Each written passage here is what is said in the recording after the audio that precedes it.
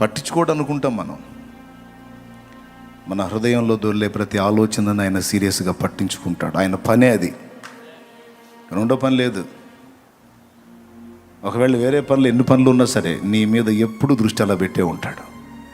నీ ఆలోచనలని, నీ తలంపుల్ని, నీ ఆశల్ని, నీ ఇష్టాలని గమనిస్తూ ఉంటాడు, నవ్వుకుంటూ ఉంటాడు.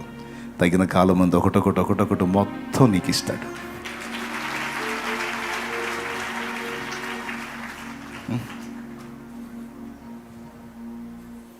నా అనుభవం నేను చెప్పా. జస్ట్ ఈ ఒక్కటే కాదు, ఇన్ని ఈరోజు కూడా అందుకే చెప్తున్నా, నాకు ఇది ఇష్టం, అది ఇష్టం, నాకు ఇవి జరిగితే బాగుండు, ఇది వస్తే బాగుండు, అది అయితే బాగుండు, ఇలా ఉంటే బాగుండు, ఇది ఇలా కుదిరితే బాగుండు, ఇలా అయితే బాగుండు, అది బాగుండు, ఇది బాగుండు, అన్ని బాగుండులన్నీ ఉన్నాయి కదా నీ దగ్గర. ఈ బాగుండుల లిస్ట్ అంతా ఆయన దగ్గర ఉంటుంది.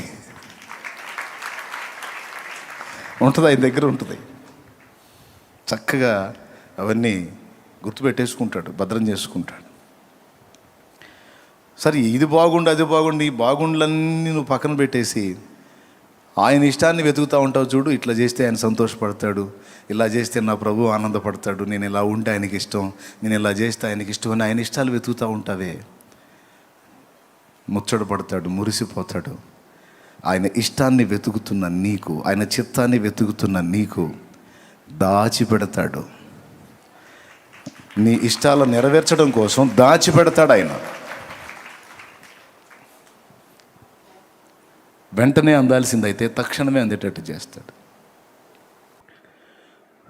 కొంచెం టైం తీసుకోవాల్సి ఉంటే నువ్వు ఆశించిన దాన్ని అలాగా దృష్టించి మౌనంగా ఉంటాడు. తగిన కాలమందు నీకు ఇస్తాడు. ఎట్లా అంటే లేఖనమే చెప్తుంది, అడుగు వాటి కంటేనో ఊహించు వాటి కంటేనో అత్యధికముగా దయచేయగల దేవుడు. నువ్వు అడిగింది గోరంత అయితే నా ప్రభు ఇచ్చేది కొండంత. అయితే ఇక్కడ షరతులు వర్తిస్తాయి. షరతు ఏంటి అంటే ఆయన ఇష్టాన్ని వెతికే తన బిడ్డల విషయంలో. కాబట్టి మనం ఆయన మీద దృష్టి పెట్టాలి. ఈరోజు మీరు అందుకే వచ్చారు, నాకు అదే సంతోషం. అందుకే చెప్తున్నా, ఆయనే కావాలి, ఆయన సన్నిధి కావాలి, ఆయన ఆత్మ కావాలి, ఆయన బలం కావాలి, ఆయన ప్రసన్నతను అనుభవించాలి, ఆయన ప్రభావంతో నింపబడి బాగా పైసలు సంపాదించాలనే నో, నశించిపోతున్న ఆత్మలను రక్షించాలి, సాతాను కోటలు కోల్చాలి, దుష్టుని కార్యాలను అడ్డగించాలి, నశించిపోతున్న జీవితాలను ప్రభావితం చేయాలి, కూలిపోతున్న కుటుంబాలని కట్టాలి, ఆత్మహత్యలను ఆపాలి, త్రాగుబోతుల్ని రక్షించాలి, దుర్మార్గుల్ని రక్షించాలి, నరహంతకుల్ని రక్షించాలి, మార్చాలి. ఆ పాపిష్టి బంధకాల్లోంచి వారిని బయటికి తీసుకొని రావాలి. దానికోసం దేవుడు నన్ను సిద్ధపరచాలి, దేవుని సంతోషపెట్టాలి. నేను క్రమంగా నడుచుకోవాలి, అక్రమంగా నడుచుకున్న వారిని అనేకుల్ని సరిచేసి సక్రమమైన దారిలోకి నేను తేవాలి. అందుకోసం ఆయన శక్తి నాకు కావాలి. గతంలో శక్తి పొందుకున్నాను, కొంతవరకు ప్రయాణం సాగింది. మళ్ళా నాకు అదనపు శక్తి కావాలి. మీకు తెలీదు, ఎప్పటికప్పుడు ఈ స్పర్శ కలిగి ఉండి దేవుని దగ్గర శక్తి పొందుకుంటూ ఉండాలి. మనం యేసు ప్రభు కంటే గొప్పవాళ్ళమా మనం? సేవారంభానికి ముందు రక్షణ బాప్తీసం పొందగానే 40 రోజులు ఊరు వదిలిపెట్టి అడవిలోకి వెళ్ళాడు. చూస్తారా? తెలుసుగా మీకు, అది తెలీదా? మరి దారుణం. సువార్తల్లో ఉంటుంది. ఆయన బాప్తిస్మం పొందినప్పుడు వెంటనే ఒడ్డుకొచ్చి ఏం చేశాడు? ఆత్మచేత అరణ్యమునకు కొనిపోయి ఏం చేశాడు? 40 దినములు అరణ్యములో సంచరించుచు అపవాది చేత శోధింపబడుచుండెను.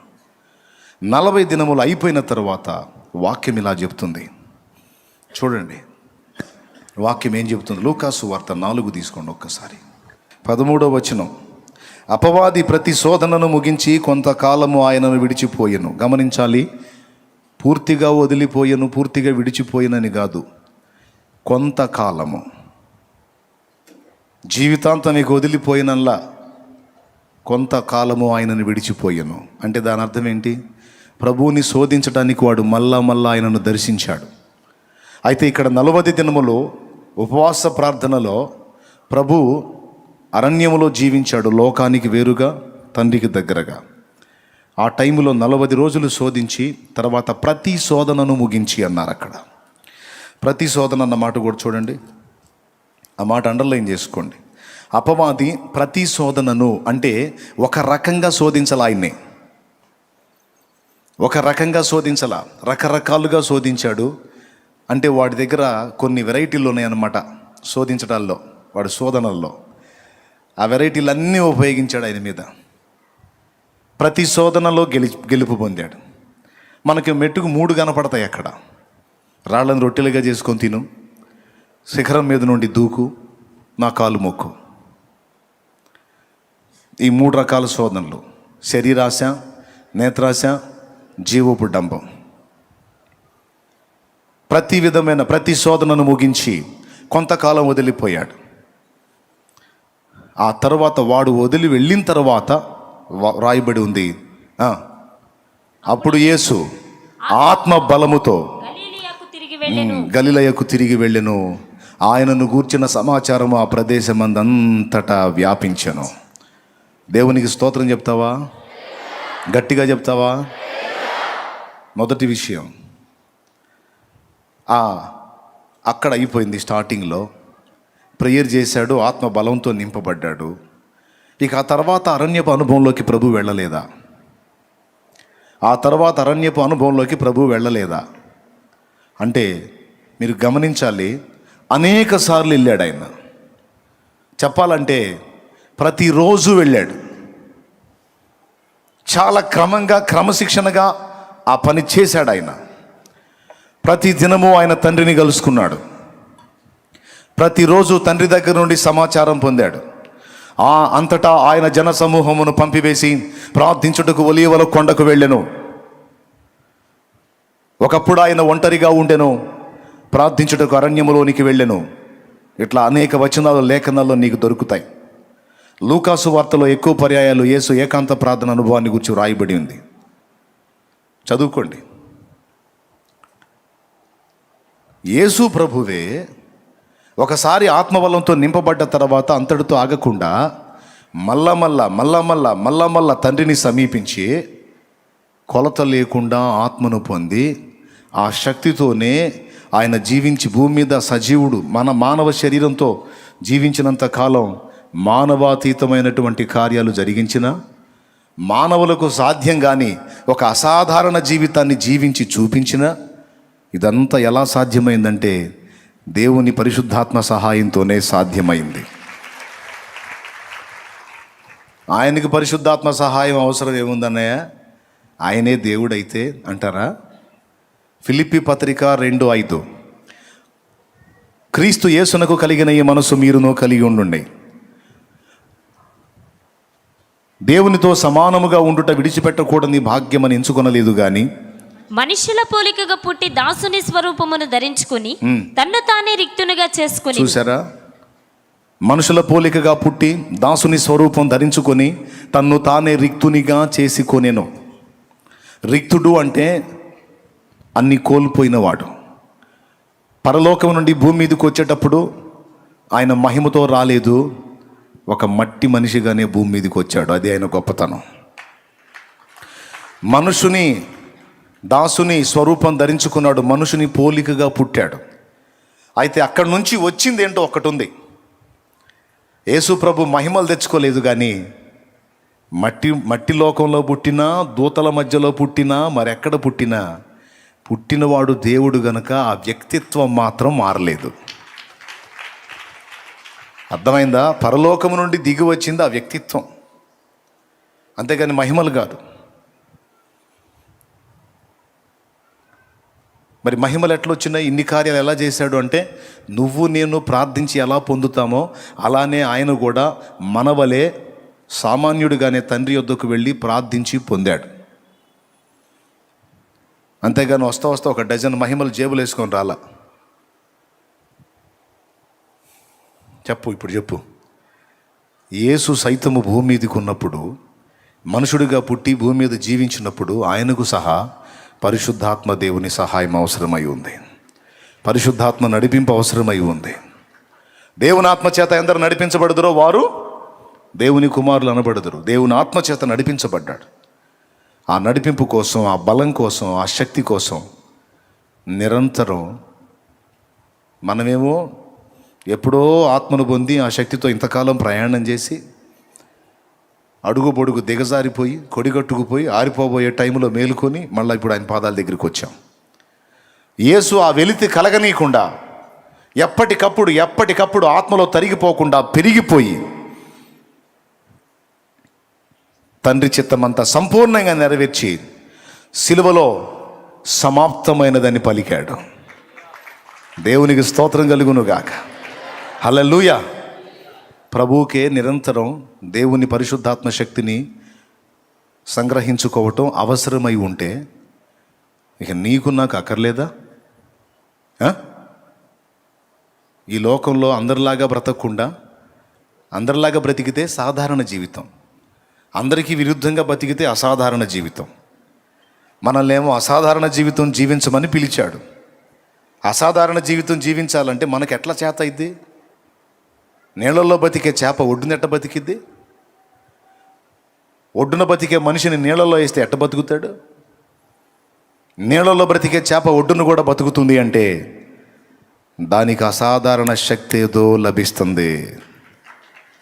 ఒడ్డున బ్రతికే మనిషి నీళ్ళలో కూడా బతికున్నాడంటే వానికి అసాధారణ శక్తి ఏదో లభించింది కాబట్టి బతికున్నాడు. అలాగే అందరిలాగానే పుట్టాము, అందరిలాగానే పెరిగాము, అందరిలాగానే బ్రతికాము, అందరిలాంటి అన్ని పరిస్థితులు చూస్తూ ఉన్నాం.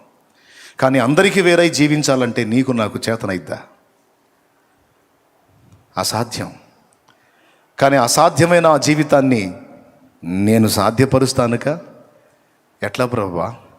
నీ శక్తి చేత బలము చేత కాదు, నా ఆత్మ చేతనే ఇది జరుగును. Praise the Lord. హల్లెలూయా. ఈ అవసరత గుర్తించలా చాలామంది దైవజనులు కూడా గుర్తించలా, విశ్వాసులు గుర్తించలా, సేవకులు పరిచారకులు గుర్తించలా. అది గుర్తించిన అర్ధన్యులు. ఎప్పటికప్పుడు మళ్ళీ అన్నీ చూస్తూనే ఉన్నాం లోకంలో. ఒక రోజంతా మనం ఆరోగ్యంగా తిరిగి పని చేసుకోవాలంటే 3 సార్లు తినాలి. ఒకసారి తిన్న తర్వాత ఆ శక్తితో రోజంతా పని చేయగలమా? పొద్దున తిన్న ఆహారం మధ్యాహ్నానికి జీర్ణం అయిపోతుంది. మళ్ళా జీర్ణ రసాలు ఉత్పత్తి అయిపోయి రే మేత వేయరా అని అడుగుతాయి. పొద్దున వేసాక అంటే ఊరుకుంటాయా? సాయంత్రానికి ఏమంటది? ఎరా మధ్యాహ్నం వేయలేదు సాయంత్రం కూడా ఏవా, అట్లయితే నీకు శక్తి ఉండదురా, నువ్వు అడ్డం పడటమే. గమనించు, ఏ పూటకు ఆ పూట ఆహారం తిని శరీరానికి శక్తినిచ్చి ఎలా నడిపించుకుంటున్నావో మన ఆత్మకు కూడా ఎప్పటికప్పుడు శక్తిని సరఫరా చేయనట్లు జాగ్రత్త పడాలి, మెలకువగా ఉండాలి. ఇది భక్తి సాధకులందరూ గ్రహించాల్సిన సంగతి. దానికోసం ఎప్పటికప్పుడు దేవునితో సంబంధాన్ని ఏర్పరచుకొని దేవుణ్ణి కలుసుకుంటూ ఉండాలి. యేసయ్యను తీసుకెళ్ళి అరణ్యంలో అనుభవాలు నేర్పి వదిలాడు. ఆత్మ బలముతో ఎన్నో కార్యాలు చేశాడు. ఆత్మ బలముతో నిండి లైన్లోకి వచ్చిన తర్వాత ఆయనను గూర్చిన సమాచారము ఆ ప్రదేశమందంతటా వ్యాపించను. అంటే ఇక మహిమ స్టార్ట్ అయింది, వర్క్ స్టార్ట్ అయింది. ఆయన సంచరించడం కాదు, ఆయనను గూర్చిన వార్త వెళ్ళిపోయింది. నువ్వు పరిగెత్తటం కాదు, దేవుని శక్తి పొందుకొని ఒక దగ్గర నువ్వు కూర్చుంటే మొత్తం నీ దగ్గరికి పరిగెత్తుతారు. అది ఇక్కడ విషయం. నువ్వు పరిగెత్తాల్సింది దేవుని పాదాల దగ్గరికి. దేవుని పాదాల దగ్గరికి పరిగెత్తితే ఆయన శక్తిని నీకు ఇచ్చి నిన్ను నిజంగా వెలిగిస్తే, దేవుని శక్తితో నింపబడి నిజంగా నువ్వు వెలిగితే, మరీ ఖాళీగా కూర్చోకుండా కొంత పని నువ్వు చేస్తూ ఉంటే ఆ వార్త దావాలనమే వ్యాపించి అంతకంత అయ్యి నిన్ను కూర్చున్న సమాచారం సిరియా ఎక్కడా, షోమ్రోన్ ఎక్కడా? ఎలీషా షోమ్రోన్లో ఉన్నాడు, సిరియాలో నయమాన్ ఉన్నాడు. బానిస పిల్ల చెప్పింది, షోమ్రోనులో ప్రవక్త ఉన్నాడు, నా యజమానుడైన నయమాను. షోమ్రోనులోనున్న ఆ ప్రవక్త దగ్గర కానీ వెళితే ఈ రోగం నుండి విడుదల పొంది బాగుపడతాడని నేను గ్రహించాను అమ్మగారు, మీ ఆయనకి చెప్పండి అని చెప్పింది. బానిస పిల్ల 2 రాజుల్లో 5లో ఉంటుంది. ఇంటికి పోయి నాకు చూడండి, ఇప్పుడు నాకు వెళ్ళి చూడండి. దేవునికి స్తోత్రం, హల్లెలూయా. చెప్పింది. వచ్చాడుగా నయమాన్ దగ్గరికి ఎలీషా పోయాడా, ఎలీషా దగ్గర నయమాన్ వచ్చాడా? నేను చెప్తుంది అది. అంటే ఏందనే, మనం తిరగొద్దా, సేవ చేయొద్దా? అబ్బా తిరగొద్దా, నువ్వు ఎవరు చెప్పారమ్మా? నువ్వు పోటు పొడుస్తానంటే ఎవరు పొడవద్దు అన్నారమ్మా? పొడు. కాకపోతే ఒట్టిపోట్లు కాదమ్మా, కాస్త గట్టిగా ఉండాల.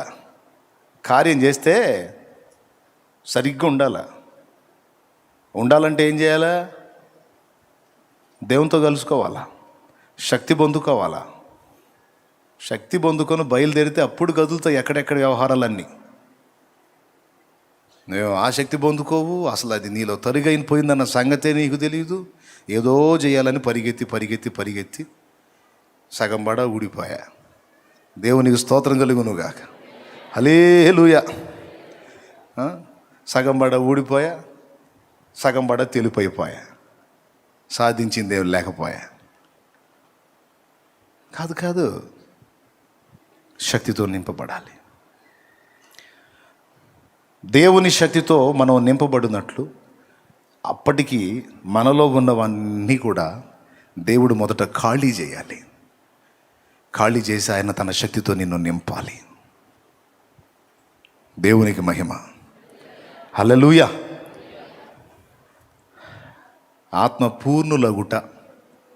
ఆత్మపూర్ణులగుట అనే మాటకి ఓ దైవజనుడు చక్కని ఉదాహరణ చెప్పాడు పెద్దాయన. అలా అద్భుతమైన ఎగ్జాంపుల్.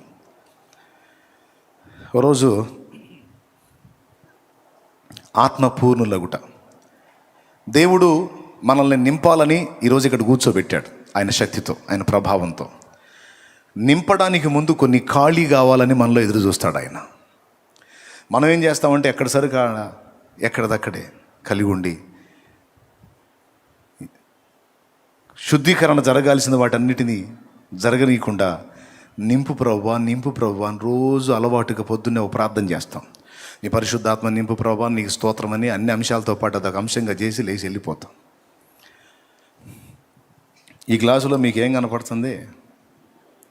సరిగ్గా చెప్పండి. ఎంతవరకు ఉన్నాయి నీళ్ళు? దాదాపు ఇది 5 భాగాలు అయితే 4 భాగాలు నీళ్ళే ఉన్నాయి, లేదా 4 భాగాలు అయితే 3 భాగాలు ఉన్నాయి, ఒక భాగం ఖాళీ ఉంది. అవునా? ఇట్లాగా మనం ఆల్రెడీ రకరకాల సరుకుని నింపేసుకొని, మరీ కొంతమంది అయితే కాసిన నీళ్ళు పోయినాయన గ్లాసులో పోసి. Thank you.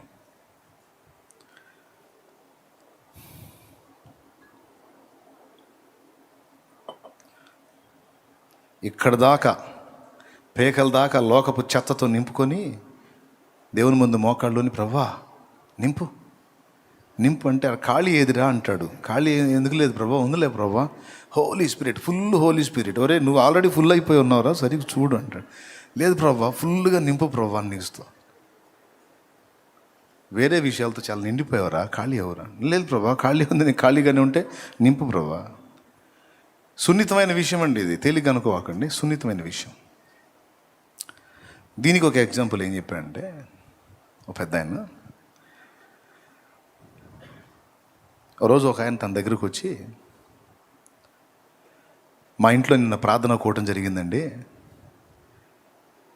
15 మంది వచ్చారు, ఇల్లు మొత్తం ఫుల్ అయిపోయింది అన్నాడంట. ఓ దేవునికి స్తోత్రం.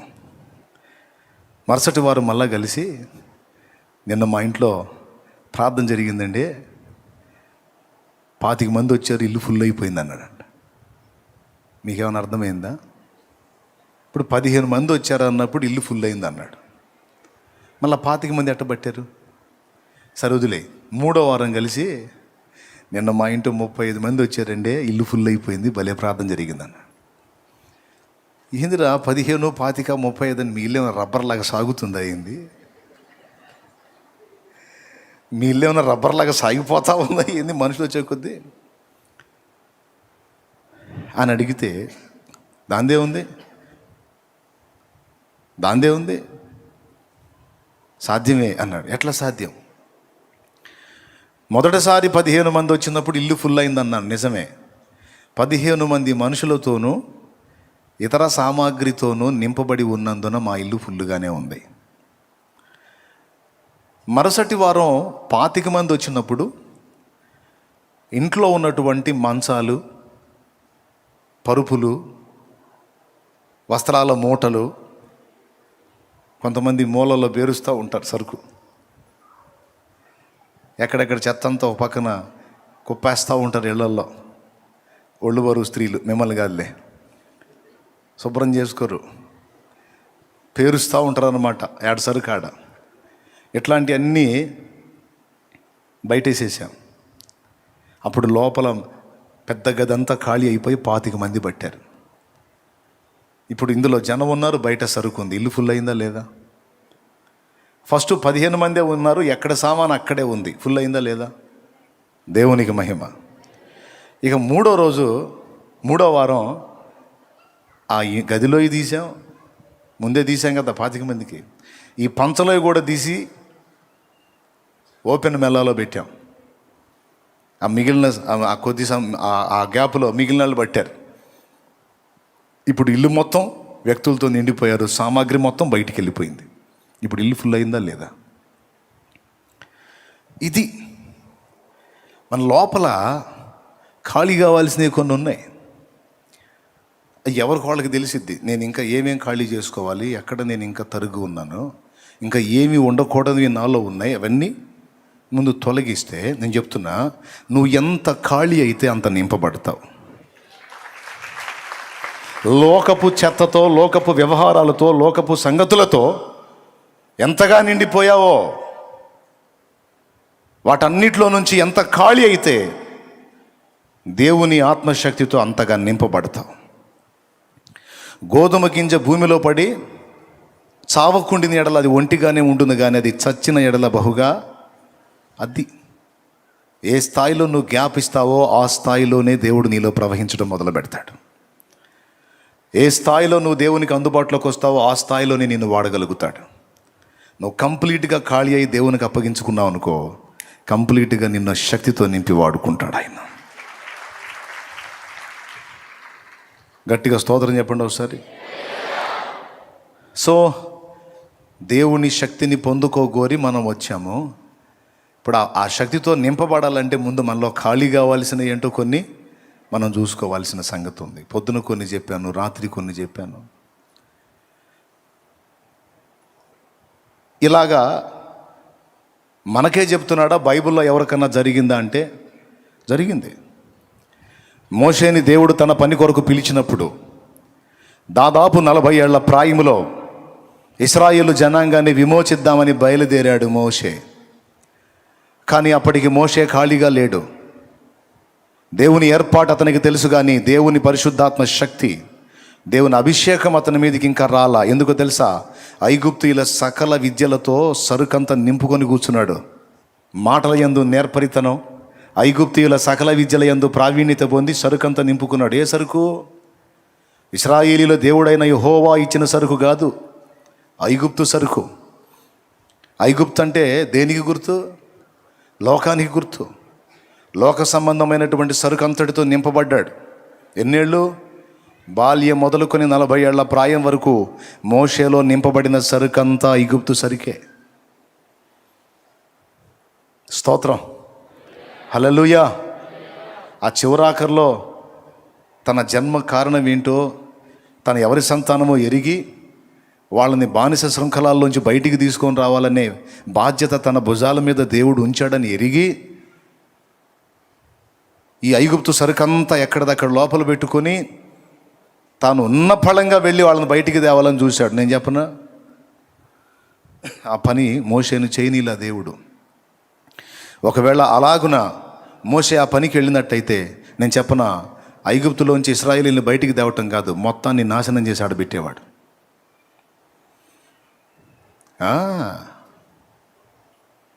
అందుకే దేవుడు ఏం చేయాల్సి వచ్చిందో తెలుసా? ఓ చిన్న కార్యాన్ని అనుమతించి అక్కడి నుంచి మోషే జంప్ అయ్యేటట్టు చేశాడు. పక్కకి తీసుకెళ్ళాడు మోషేని. ఎక్కడికి తీసుకెళ్ళాడంటే అరణ్యపు అనుభవంలోకి తీసుకెళ్ళాడు. 40 ఏళ్ళు 40 ఏళ్ళు నింపబడ్డ సరుకుని మోషేలో ఖాళీ చేయడానికి మరో 40 ఏళ్ళ టైం తీసుకోవాల్సి వచ్చింది దేవుడు.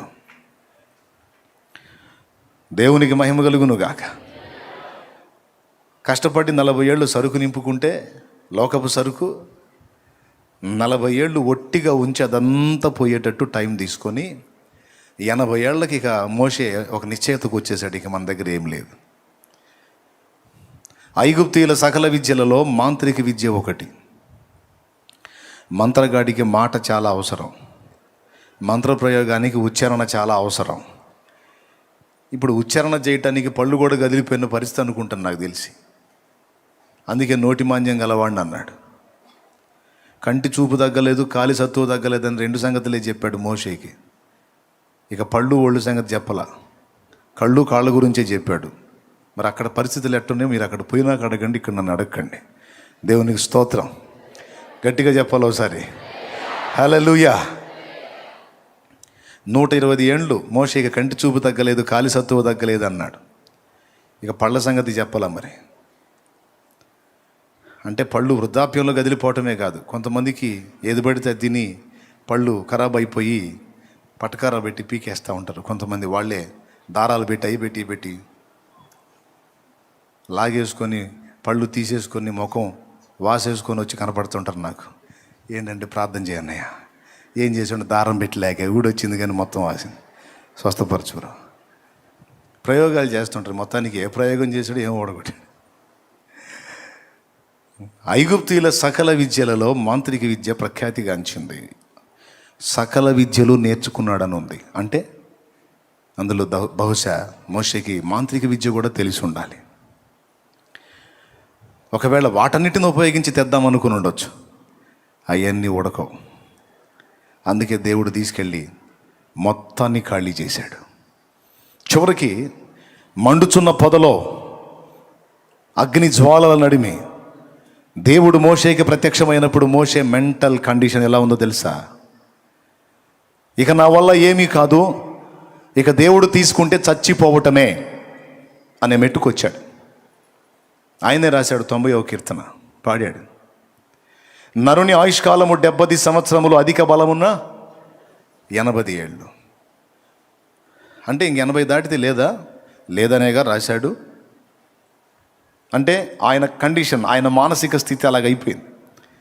80 ఇంకా దాటితే ఇంక లేదు, వాడున్న ప్రయాసము ఆయాసము దుఃఖమే 80 దాటితే.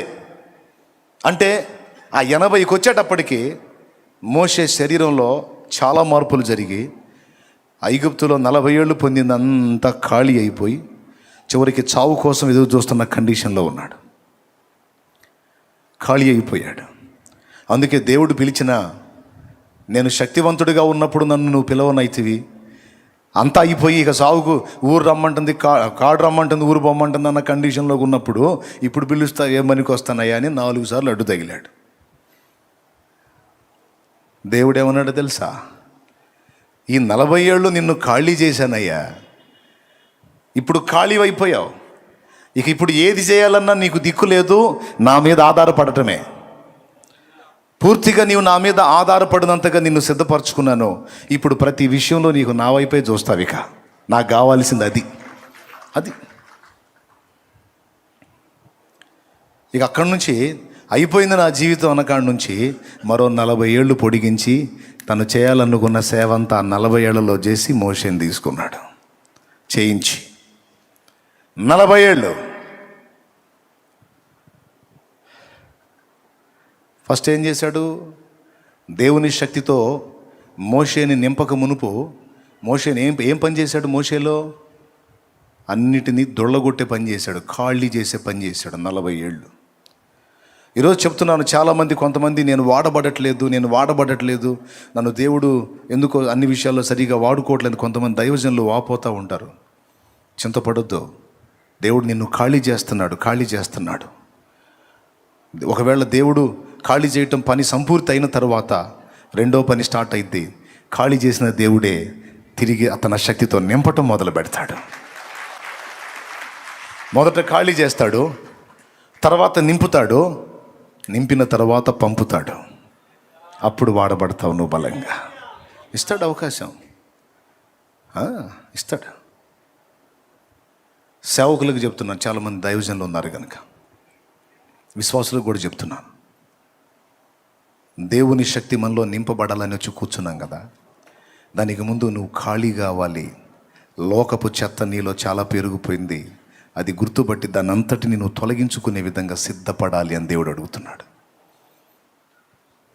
ఒకసారి గలతీ పత్రిక మీరు తీయగలిగితే,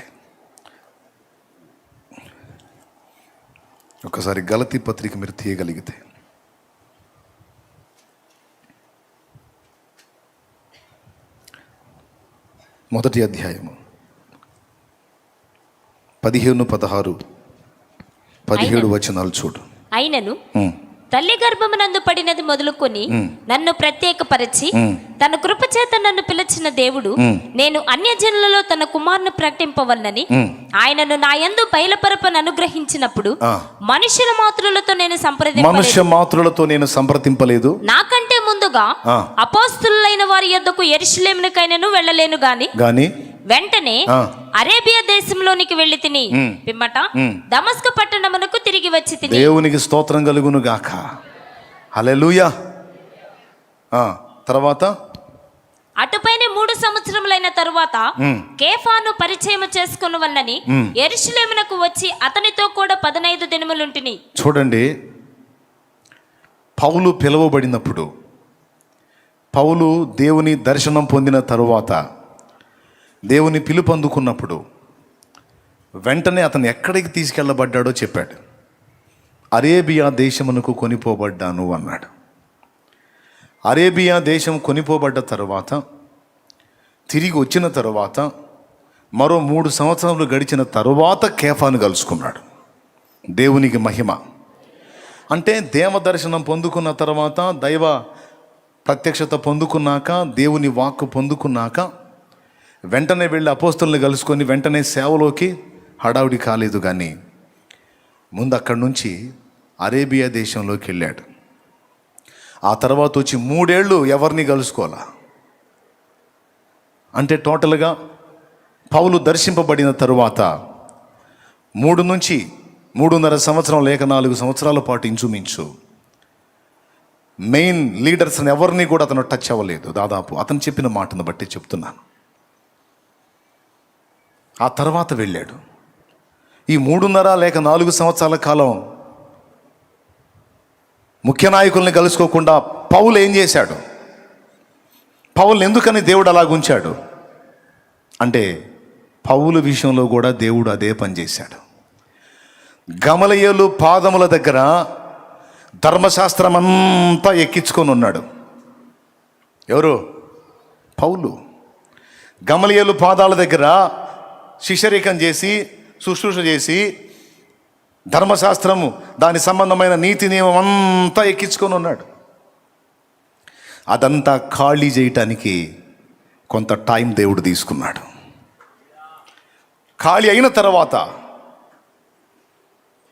దేవుడు తన ప్రభావంతో, తన శక్తితో నింపి పౌలుని అద్భుతంగా వాడుకున్నాడు. ఎంత అంటే 1 కొరింథీ 3లో పౌలే చెప్తాడు, మహనీయుడు, నేర్పరి అయిన శిల్పకారుని వలె.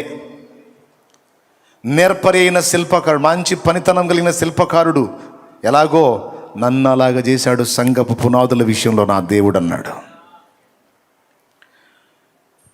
దేవుడు తన శక్తిని, తన అభిషేకాన్ని, తన ప్రభావాన్ని ఒక వ్యక్తికి ఇవ్వక మునుపు ఆ వ్యక్తిలో లోక సంబంధమైన వాటన్నిటినీ దొళ్ళగొట్టుట లేదా తొలగించుట, వెళ్ళగొట్టుట అనే కార్యం తప్పనిసరిగా చేస్తాడు. మోషే జీవితంలో మనం ఇది చూస్తాం, పౌలు జీవితంలో చూస్తాం. మోషే దేవుని పరిశుద్ధాత్మ కలిగిన వాడు, ఆయన శక్తి కలిగిన వాడు, నీకు తెలుసా? ఎప్పుడు పొందుకున్నాడు? అరణ్యపు అనుభవంలో 40 ఏళ్ళు మొత్తం లోపల ఉన్నాయని ఖాళీ అయిపోయిన తర్వాత దేవుడి శక్తిని నింపి పంపించాడు ఐగుప్తుకి. విచిత్రం చూడండి, ఐగుప్తులో నుంచి బయటకు వచ్చాడు మోషే. ఐగుప్తులోంచి బయటకు వచ్చాడు, మిథ్యానుకు వచ్చాడు. జాగ్రత్తగా వినండి ఒక్క ముక్క. ఐగుప్తులో నుండి మోషే మిథ్యానుకు వచ్చాడు. ఇప్పుడు ఆయన ఐగుప్తులో ఉన్నాడా, పక్కకు వచ్చాడా? నోరు తెరిచి చెప్పండి. వచ్చాడా? విచిత్రం చెప్పనా, ఐగుప్తులో నుంచి అయితే పక్కకు వచ్చాడు, కానీ ఆయనలో ఐగుప్తు అలానే ఉంది. అర్థమైందా? ఐగుప్తు దేశంలో నుండి పక్కకు వచ్చాడు, కానీ ఐగుప్తు తాలూకు వ్యవహారం అంతా మోషేలోనే ఉంది. దాన్ని మోషేలో నుంచి ఖాళీ చేసి, ఉదాహరణకి ఐగుప్తాన్ని తీసేయి, లోకం అని పెట్టుకో. అక్కడ లోకంలో నుంచి మనల్ని ప్రత్యేకపరిచాడు. ఇప్పుడు మనం లోకంలో నుంచి వేరుపరచబడ్డాం, కానీ మనలో ఉన్న లోకం ఇంకా వేరు కావాల్సి ఉంది. మోషేని ఏం చేశాడు తెలుసా? ఐగుప్తులోంచి బయటికి తెచ్చాడు. మోషేలో ఉన్న ఐగుప్తును బయటికి తీశాడు. తర్వాత తన శక్తిని నింపి మళ్ళీ ఐగుప్తులోకే పంపించాడు. లోకంలోంచి మనల్ని వేరు చేశాడు. మనలో ఉన్న లోకాన్ని తొలగిస్తాడు. మనలో తన ఆత్మశక్తిని నింపుతాడు, తన వాక్కును నింపుతాడు. నింపి మళ్ళీ మనల్ని లోకంలోకి పంపిస్తాడు. అది దేవుని పద్ధతి. కొంతమంది ఏం చేస్తారు, ఇది గుర్తించకుండా, అసలు ఇది పట్టించుకోకుండా, అందులోంచి పక్కకు వచ్చాను కదా అని ఇంకా దేవుని శక్తితో నింపబడకుండా, లోపల ఖాళీ కాకుండా, కొంత ఇది కొంత అది రెండు కలిగి ఉండి పోయి లోకాన్ని ఉద్ధరించడానికి బయలుదేరతారు. దానికి దేవుడు చెప్పాడు, మీరు యెరూషలేము నుండి వెళ్ళక, అపోస్తల కార్యములో 1వ అధ్యాయం 4-5 వచనాలు. మీరు యెరూషలేము నుండి వెళ్ళక, నా వలన వినిన తండ్రి యొక్క వాగ్దానము కొరకు కనిపెట్టండి. చూసారా? మీరు యెరూషలేము నుంచి వెళ్ళొద్దు. గమనించాలి, మీరు యెరూషలేము నుండి వెళ్ళొద్దు. వెళ్ళకేం చేయాలి? నా వలన మీరు విన్న తండ్రి యొక్క వాగ్దానము కొరకు కనిపెట్టుడి. తర్వాత యోహాను నీళ్లతో బాప్తిస్మం ఇచ్చెను గాని కొద్ది దినముల్లోగా మీరు పరిశుద్ధాత్మలో బాప్తిస్మము పొందెదరనెను. దేవునికి మహిమ. ఎన్ని రోజులు కనిపెట్టారు ఒకసారి చెప్పాలి నాకు. వారు ఎన్ని రోజులు కనిపెట్టారు మేడగది మీద? 40వ రోజు ప్రభు ఆరోహణమై వెళితే ఆ రోజు మొదలుకొని పెంతెకోస్తు పండుగ అంటే 50వ రోజు వరకు, అంటే 10 రోజులు కనిపెట్టారు. ఎన్ని రోజులు? 10 రోజులు. 10 రోజులు వాళ్ళు దేవునికి అందుబాటులో ఉన్నారు. దేవా, ఇంకా మాలో ఏం ఖాళీ కావాలో అదంతా ఖాళీ చేయి, మమ్మల్ని శుద్ధి చేయి, మాకు నీ ఆత్మను ప్రసాదించు, మాకు నీ శక్తిని నింపు. నువ్వు శక్తిని ఇవ్వకపోతే లోకంలోకి వెళ్ళి నీ నామాన్ని మహింపరచలేం అని కూర్చున్నారు. కూర్చున్నప్పుడు 10వ రోజు ఏం జరిగింది? అగ్ని నాలుకల వలె విభాగింపబడి వారందరి మీద వ్రాలాడు. ఒక మాట చెప్పండి, యేసు ప్రభు మీదికి పరిశుద్ధాత్మ వచ్చినప్పుడు ఎలా వచ్చాడు? పెద్దగా చెప్పాలి, పావురాకారంతో వచ్చాడు. మరి వీళ్ళ మీద కూడా పావురాకారంతో రావాలి కదా. మరి వీళ్ళ మీదకి అగ్ని రూపంలో ఎందుకు వచ్చాడు? అగ్ని 2 కార్యములు జరిగిస్తుంది, గుర్తుపెట్టుకోండి. అగ్ని 2 కార్యాలు. 1 చెత్తను కాల్చి వేస్తుంది, 2 శక్తిని పుట్టిస్తుంది అగ్ని. హల్లెలూయా, హల్లెలూయా. అది రహస్యం. 2 జరగాల అపోస్తలలో. యేసయ్య మీదకి అగ్నిలాగా అవసరం లేదు, ఆల్రెడీ పరిశుద్ధుడు, ఏ పాపము లేని పరిశుద్ధుడు, పాపులందరికీ రక్షణకర్త, విమోచకుడు, దారి. అగ్ని అంత పవిత్రుడు, అందుకే పావురాకారంతో వచ్చాడు. పరిశుద్ధతకు, పరిశుద్ధాత్మకు గుర్తు పావురం. తెలుసా మీకు? పావురాకారంతో వచ్చాడు. కానీ అపోస్తలుల మీదకి అగ్ని రూపంలో దిగొచ్చాడు. 2 కారణాలు. వారిలో దహించబడాల్సింది ఉంది, శక్తి కావాల్సింది కూడా ఉంది. అగ్ని ద్వారా ఈ 2 జరుగుతాయి కనుక అగ్ని రూపుగా వచ్చి వాళ్ళని దహించాల్సినంత మట్టుకు దహించి వారికి ఇక శక్తినిచ్చి ఇప్పుడు పదండి అన్నాడు. గట్టిగా దేవుని మహిమపరచు. ప్రభువుకే మహిమ, ప్రభువుకే మహిమ. హల్లెలూయా, హల్లెలూయా, హల్లెలూయా. అది ఇప్పుడు నేను మొదట తీసుకున్న మాటలన్నిటికీ ఇక్కడ ఒక ముగింపు. దీన్ని బట్టి ఏమర్థమవుతుంది? దేవుడు 2 పనులు మనలో జరిగించాలి. కాల్చివేయాల్సిన వాటిని కాల్చివేయాలి, కలిగించాల్సిన శక్తిని ఆయనే కలిగించాలి. మనకు అగ్నిలో బాప్తిస్మం ఇవ్వాలి, ఆత్మబలంతో నింపాలి. ఇవి జరగాలి. అప్పుడు ఏం జరిగిద్ది అంటే, శుద్ధీకరణ పొందారు, శక్తితో నింపబడ్డారు, పెద్ద చాకిరి చేయలే. ఈరోజు గిలగిల కొట్టుకొని 3000 ప్రసంగాలు చేస్తే ఒకడు సరిగ్గా మారట్లా. ఆ మారినోడు 24 వంకర్లు తిరుగుతున్నాడు ఆత్మీయ జీవితంలో. పెద్ద చాకిరి చేయాల, ఒక్క పావు గంట కూడా లేదా ప్రసంగం. పేతురు చేసిన ప్రసంగం కొడితే ఒక్కటే దెబ్బ, 3000 మంది వరుస పెట్టి, నాకు తెలిసి బాప్తీసం ఇయ్యలేక చచ్చి ఉంటారు. అప్పుడు దేవునికి స్తోత్రం కలుగును గాక. ఉన్న రహస్యం అంతా ఇక్కడ ఉంది. అది నేను మొత్తుకుంటుంది. ఎన్నిసార్లు చెప్పినా మొత్తుకొని చెప్తుంది. అది ఉన్న ఆయన దగ్గర పట్టుకోకుండా, కరెక్ట్గా ఆయన దగ్గర శక్తి పొందుకోకుండా, పట్టుకోవాల్సిన పాదాలు పట్టుకోకుండా, పొందాల్సిన విధంగా శక్తి పొంది విజృంభించకుండా, అది నిర్లక్ష్యం చేసి నువ్వు ఎంత పరిగెత్తి ఏం సాధిస్తావు? ఏం చేయగలిగావు? ఎంత మాత్రం సాధించావు చెప్పు నాకు.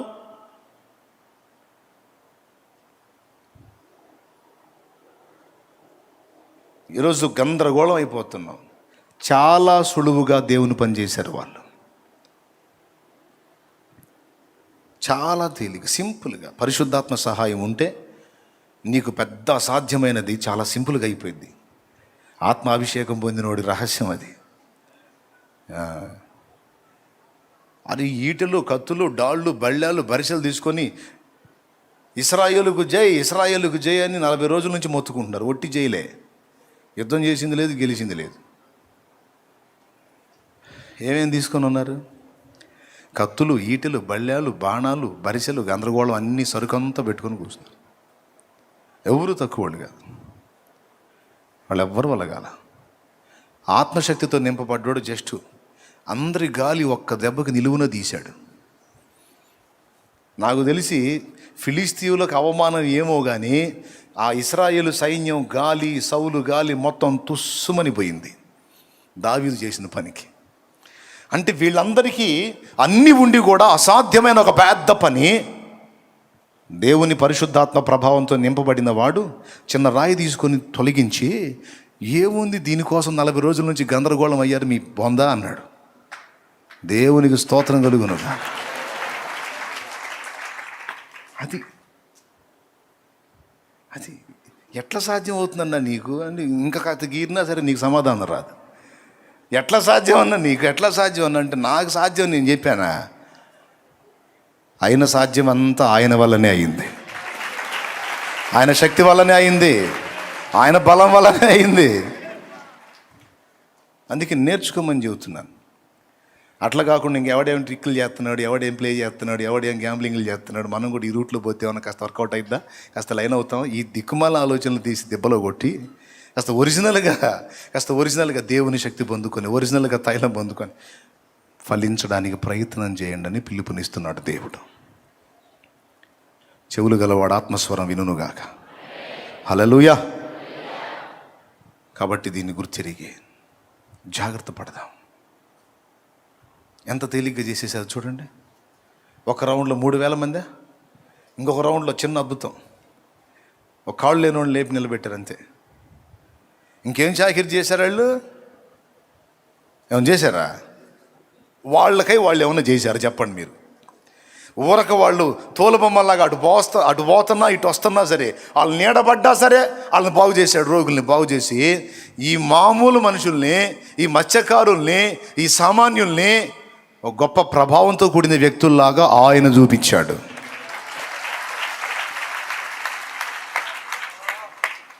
ఆయన చూపించాడు.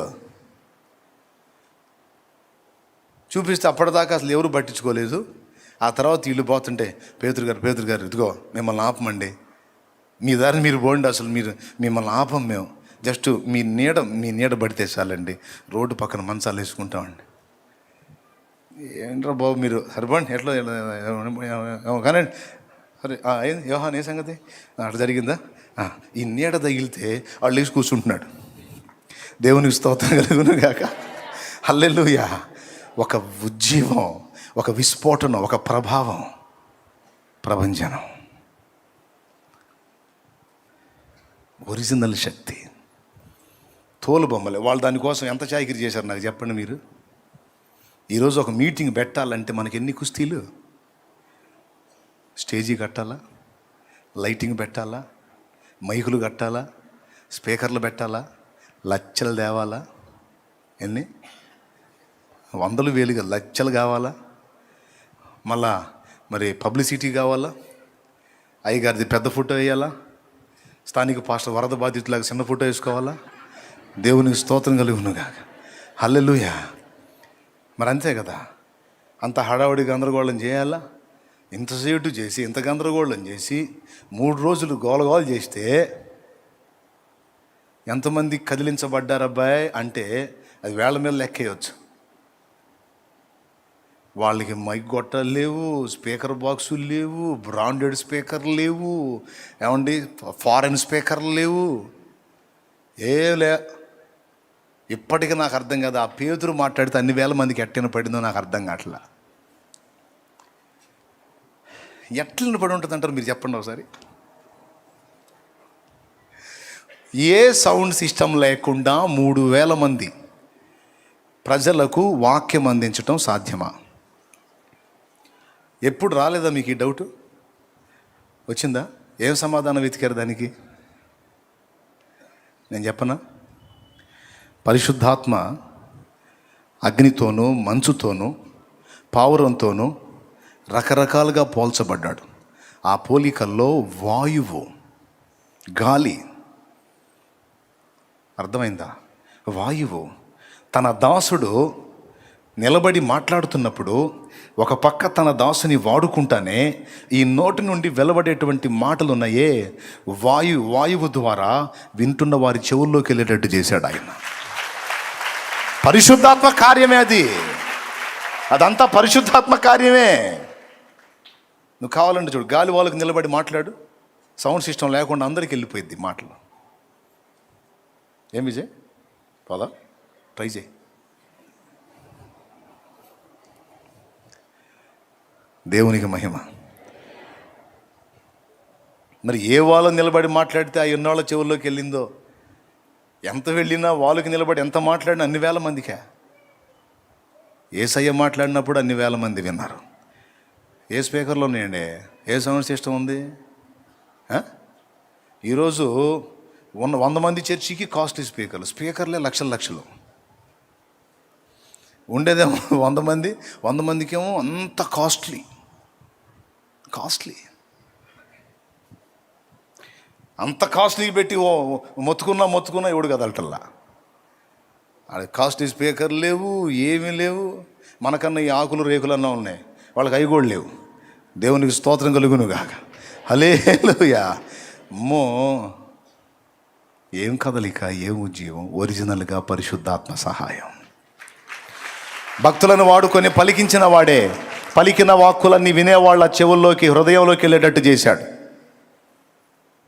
అందుకే పొడవబడి ఒక రౌండ్లో 3000, మరో రౌండ్లో 5000, కదిలి ఊళ్ళు కదిలిపోయినాయి.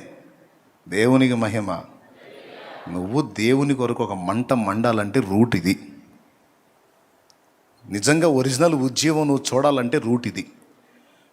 దేవుని బిడ్డలారా, దేవుని చిత్తం నెరవేర్చగోరే వారలారా, దేవుని కొరకు ఆసక్తి కలిగి ఉన్న వారలారా, దేవుని కొరకు ప్రభావంతో నేను వాడబడాలని ఆశిస్తున్న వారలారా, గుర్తించండి. పరిశుద్ధాత్మ ప్రభావంతో వచ్చి ఒక విత్తనం వేసి వెళ్ళాడు అంతే.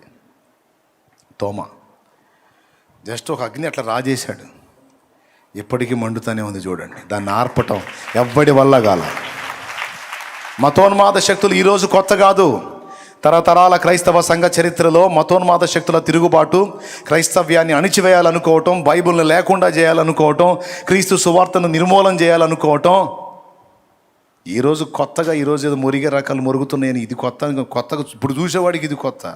తరతరాల సంఘ చరిత్రలో ఇవన్నీ పాత సంగతులే. ఆగినాయా? సుబ్బరావమ్మ పాటలు పాడా. మూర్ఖులకు తెలియదు క్రైస్తవ్యం పుట్టుక, క్రీస్తు శిలువ శ్రమలలోనే పుట్టె సంఘ కన్యక. మత మూర్ఖులకు తెలియదు క్రైస్తవ్యం పుట్టుక, క్రీస్తు శిలువ శ్రమలలోనే పుట్టె సంఘ కన్యక. ఘోరమైన శ్రమలైన మాకు కొత్త కాదురా, ఘోరమైన శ్రమలైన మాకు కొత్త కాదురా. ఒక మనిషిని చంపితే 1000 మంది అగునురా, ఒక జ్యోతిని ఆర్పితే 1000 జ్యోతులెలుగురా. దేవునికి మహిమ. బొల్లపల్లిలో సుబ్రహ్మ హతసాక్షి అయినప్పుడు దేవుడిచ్చిన తలంపులతో పాడిన పాట. ఆ జ్ఞాపకార్థంగా అట్లాగా రాశాం. దేవుడిచ్చాడు తలంపు, అందులో దొరికింది అద్భుతమైన చరణం. ఆరిపోయారా? వాళ్ళ చేత అయిందా? ఆర్పాలనుకున్న వాళ్ళందరూ ఆరిపోయారు. వాళ్ళ పక్కన వాళ్ళ కింద జ్యోతులు పెట్టి అశ్రుతాంజలి అని పెట్టారు. దేవునికి స్తోత్రం, స్వర్గస్థులైనందుకు చింతిస్తున్నామని పెట్టారు. క్రీస్తు సువార్త జ్యోతిని ఆపాలనుకున్న వాళ్ళకి జ్యోతి ప్రజ్వలనం గావించి పక్కన ఇటు ఒక జ్యోతి బొమ్మ, అటు ఒక జ్యోతి బొమ్మ, మధ్యలో ఆడి ఫోటో. దేవునికి స్తోత్రం. అర్థం కాలేదా? సూర్యుడైనా ఆరిపోవును, సూర్యుడైనా ఆగిపోవును, సువార్త మాత్రం సాగిపోవును.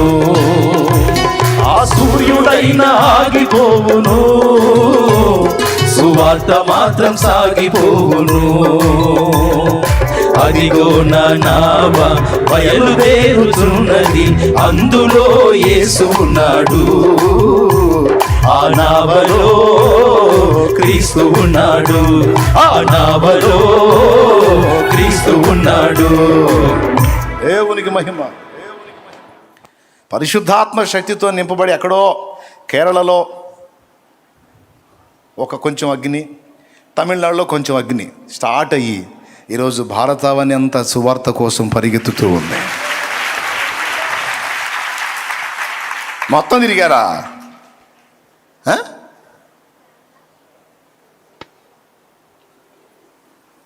ఈరోజు మన అంతర్జాతీయ ప్రసంగికులు ఎంతమాత్రం ప్రభావితం చేశారండి. ఫారిన్ కంట్రీకి పోయినా అక్కడ ఉన్న తెలుగు వాళ్ళకి చెప్పుకొని రావటమేగా ఆల్రెడీ విశ్వాసులకి. ఊరికి తెలీదు, ఊరి చెవులో పెడతారు క్యాబేజీలు క్యాలీఫ్లవర్లో. దేవునికి స్తోత్రం కలుగునుగా. హల్లెలూయా. అన్నీ తెలుసు, ఒరిజినల్గా చేయాలి దేవుని పని. అది నేను మొత్తుకుంటుంది. చెప్పు, పర్వాలేదు, ఎక్కడున్న వాళ్ళైనా బలపరచు, ఇబ్బంది ఏం లేదులే. విదేశాలకు వెళ్ళి ఎంతమందిని విదేశీయుల్ని రక్షణలోకి నడిపించావు, ఎంతమందిని ప్రభావితం చేశావు.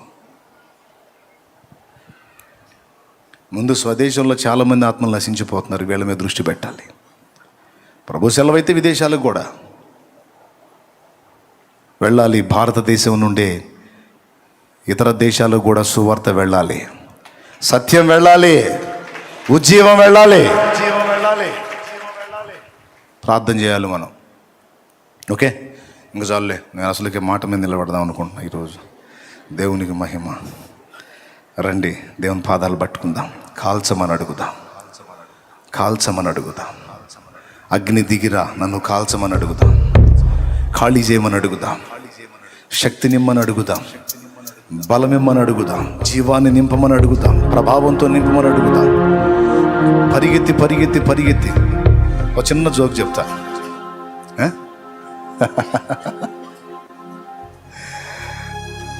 రాత్రంతా నడి సముద్రంలోకి వెళ్ళి వల్లేశారు కదా, ఒక్క చేప కూడా పడలా. ఎంత దారుణం అంటే అంత దారుణం. ఒక్క చేప కూడా. మరి కనీసం ఒకటన్నా పడిద్దిగా, ఒక్కటి కూడా పడలా. అవునా? నడి సముద్రంలోకి వెళ్ళి వేస్తే దేవుడు సహాయం చూడండి. యేసయ్య చెబితే అసలు ఉండటానికి అసంభవమైన ప్రదేశంలో కూడా నీ కోసం నువ్వు మొయ్యలేనని చేపలు ఉంటాయి. అది ఆశ్చర్యం ఏంటంటే, పేతురికి ఏం అర్థం కాక 2 దోణెలు నింపబడినంతగా ఒక దోణెలో ఎక్కనిస్తే పక్క దోణిలో కూడా నింపి పెట్టాడు 2 అంతలు. వెంటనే వెళ్ళి పేతురు ప్రభు ముందు మోకాళ్ళుని, ప్రభువా నన్ను విడిచిపో, నేను పాపాత్ముణ్ణి అన్నాడు. ప్రభు ఏమన్నాడు తెలుసా? ఇప్పటికైనా సిగ్గొచ్చింది, పనికి మాలోడా, సరే పో అనలా. నువ్వు పాపివా పరిశుద్ధుడు అన్న ప్రస్తావనే లేదు. రా, నిన్ను మనుషులను పట్టు జాదరిగా చేస్తాను. హల్లెలూయా, హల్లెలూయా. నేను చేస్తారా నాన్న నిన్ను? ఈ చేపలేం చూసావు, ఈ చేపలేం చూసావు, నీ చేత మనుషుల్ని పట్టిస్తాదా అన్నమాట నెరవేర్చాడు. చూడు, 2 రౌండ్లు 8,000 మంది ఆత్మల్ని పేతురికే కదా ఇచ్చాడు. ప్రభు శక్తి తోడై ఉంటే నువ్వు ఎంత పరిగెత్తినా సాధ్యం కాంది. నువ్వు కూర్చున్న దగ్గర కూర్చొని అయ్యా అంటే చాలు, మొత్తం అదే పరిగెత్తుకుంటా వచ్చింది నీ కాళ్ళ దగ్గర. యేసు నామములో హల్లెలూయా, హల్లెలూయా. దేవుని సంబంధమైనటువంటి శక్తితో నింపబడి దేవుని పాదాల దగ్గర పెనుగులాటం నేర్చుకుంటే అది దేవుని ఆత్మల సంబంధమైన విషయమే కాదు, నీ భౌతికమైనవైనా సరే సమస్తం కూడా పరిగెత్తుతాయి నీ దగ్గరికి. అవి యేసు నామములో ఇది గుర్తించి జాగ్రత్త పడి దేవుని దగ్గర అన్ని సరి చేసుకొని మళ్ళుకో దేవుని వైపు. కృప మనకు తోడై ఉండును గాక.